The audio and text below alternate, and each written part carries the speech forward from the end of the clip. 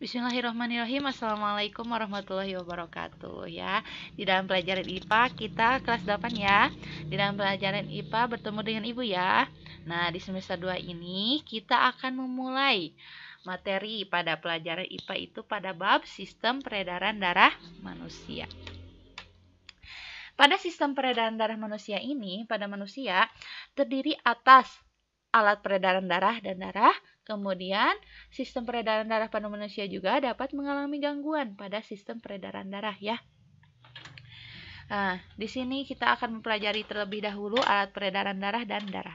Nah, alat peredaran darah ini terdiri atas jantung, pembuluh darah, peredaran darah, dan peredaran limfa. Di dalam pembuluh darah ini terdapat arteri, vena, dan kapiler. Kemudian di sini ada darah. Darah ini tersusun atas plasma darah dan sel-sel darah. Nah, di dalam sel-sel darah ini terdiri atas sel darah merah, sel darah putih, dan keping darah ya. Kemudian darah. Darah ini merupakan jaringan tubuh yang memiliki fungsi yang sangat penting untuk kelangsungan hidup kita. Fungsi pada darah ini terdapat mengedarkan sari makanan, air, hormon ke seluruh tubuh oleh plasma darah ya, mengedarkan oksigen ke seluruh sel tubuh oleh sel-sel darah merah, kemudian mengangkut sisa oksidasi dari sel tubuh oleh plasma darah, kemudian membunuh kuman yang masuk ke dalam tubuh oleh sel-sel darah putih, kemudian menutup luka pembekuan darah oleh keping-keping darah, kemudian menjaga kestabilan suhu tubuh ya. Kemudian nih, komponen darah tadi, darah terdiri atas plasma 55% dan sel-sel darah sebanyak 45%. Di dalam plasma ini terdapat 91% air dan 9%-nya protein dan bahan lainnya ya. Kemudian di sel-sel darah terdapat sel darah putih dan keping darah ini sebanyak 1% dan sel darah merahnya sebanyak 99%. Nah, darah ini terdapat bagian padat atau sel-sel darah di mana bagian padat ini terdiri dari sel darah merah atau disebut eritrosit, sel darah putih atau disebut leukosit, dan keping-keping darah. Juga bagian cair atau plasma darah terdiri atas air 98%, kemudian senyawa anorganik, garam karbonat, garam fosfat, zat sisa, kemudian senyawa organik, karbohidrat, protein, lipid, vitamin, kemudian serum. Nah, pertama, eritrosit atau sel darah merah. Nah, sel darah merah ini atau eritrosit memiliki karakteristik yaitu dengan bentuk cakram bikonkav atau lebih tipis di bagian tengah dari pada tepikan ini, di bagian tengah ini lebih tipis ya. Kemudian tidak berinti. Nah, eritrosit ini tidak berinti. Kemudian mengandung hemoglobin ya. Nah, sel darah merah ini berjumlah 4-5 juta sel per milimeter kubik. Kemudian ukurannya juga 7,5 sampai 7,7 μm. Nah, di sini pada sel darah merah ini terdapat hemoglobin atau Hb, di mana berfungsi untuk mengikat oksigen dan karbon dioksida dalam darah. Hb ini berwarna merah. Nah, dan ini yang membuat sel darah merah ini berwarna merah ya. Kemudian dibentuknya di sumsum merah tulang pada bayi dibentuk di dalam hati.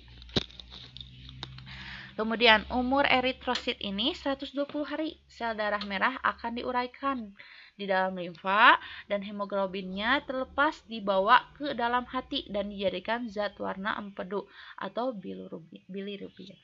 Kemudian nih, leukosit atau sel darah putih. Nah, di dalam sel darah putih ini terdapat granulosit, yaitu terdiri dari basofil, neutropil, dan eosinofil. Kemudian agranulosit. Agranulosit ini ada limfosit dan monosit ya. Nah, memiliki karakteristik juga nih leukosit ini atau sel darah putih. Bentuknya tidak tetap. Ini tidak tetap kan, berubah-ubah ya. Kemudian tidak berwarna, memiliki inti sel. Nah, tadi kan sel darah merah itu tidak memiliki inti ya. Nah, sekarang ini ada memiliki inti sel atau nukleus. Nah, sel darah putih ini berjumlah 6.000 sampai 9.000 sel per milimeter kubik. Ukurannya 10 sampai 12 μm dan umur leukosit ini 12 sampai 13 hari.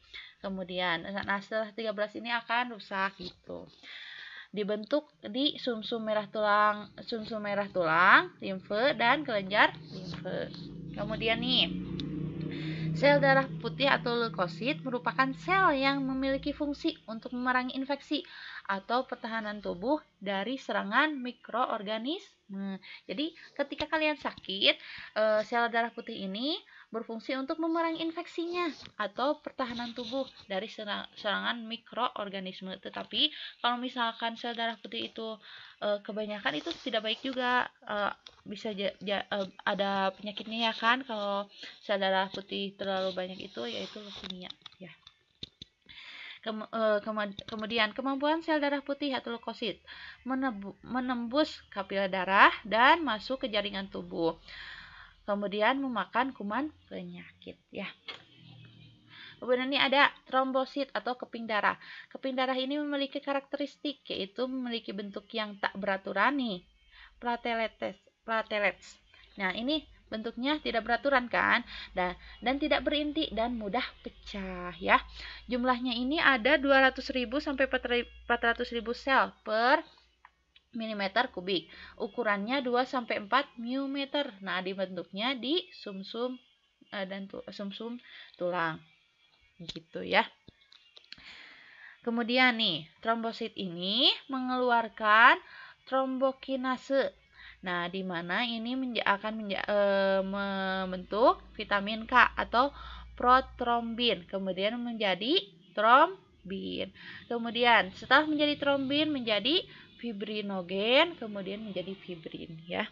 Nah, skema proses pembekuan darah. Jadi gini, kalau kalian terluka, nah ada proses pembekuan darah.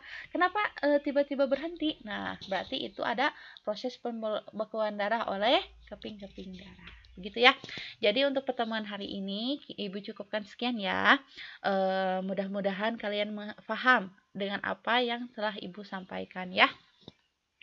Sekian untuk hari ini. Jangan lupa terus belajar. Kita bertemu lagi di pertemuan selanjutnya ya. Wassalamualaikum warahmatullahi wabarakatuh.